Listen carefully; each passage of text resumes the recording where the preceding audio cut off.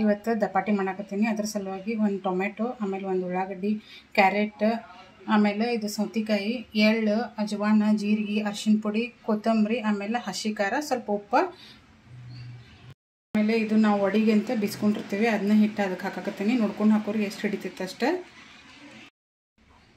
ಇದನ್ನ ಎಲ್ಲ ಮಿಕ್ಸ್ ಮಾಡ್ಕೊಂಡು ಕಲಿಸ್ಕೋರಿ. ಉಪ್ಪು ಖಾರ ಎಲ್ಲ ಸರಿಯಾಗಿ ಹೊಂದ್ಕೊಳ್ಳೋಂಗೆ ಕೈಯಿಂದ ತಟ್ಟಕ್ಕೆ ಬರಬೇಕು, ಆ ರೀತಿ ಕಲಿಸ್ಕೋರಿ. ಎಲ್ಲಾನು ತುರಿದನ್ನ ತೊಗೋರಿ, ಅಂದ್ರೆ ತಟ್ಟಕ್ಕೆ ಚಲೋ ಆಗ್ತೈತದ ನೋಡ್ರಿ. ಈ ಥರ ಒಂದು ಅರ್ಬಿ ಹಸಿ ಮಾಡ್ಕೊಂಡು ಅದ್ರ ಮೇಲೆ ಹಿಂಗೆ ಸ್ವಲ್ಪ ಕೈ ನೀರು ಹಚ್ಕೊಂಡು ತೆಳ್ಳಗೆ ತಟ್ಕೊಂಡು ಎರಡು ಕಡೆ ಬೇಯಿಸ್ಕೊಂಡ್ಬಿಡ್ರಿ. ನೋಡ್ರಿ ಹಿಂಗೆ ಕೈ ಮೇಲೆ ಹಾಕ್ಕೊಂಡು ಸ್ವಲ್ಪ ನೀರು ಹಾಕಿ ಹಿಂಗೆ ಕೈಯಿಂದ ಇದು ಮಾಡಿಬಿಡ್ರಿ, ಬಿಟ್ಬಿಡ್ತೈತದ. ಸ್ವಲ್ಪ ಎಣ್ಣೆ ಹಾಕೋರಿ, ಇಲ್ಲಿ ಹೋಲ್ ಇರ್ತಾವೆ ಇಲ್ಲಿ ಹಾಕೋರಿ, ಅಂದ್ರೆ ಚೆಂದಾಗಿ ಬೆಂದು ಬರ್ತೈತದು.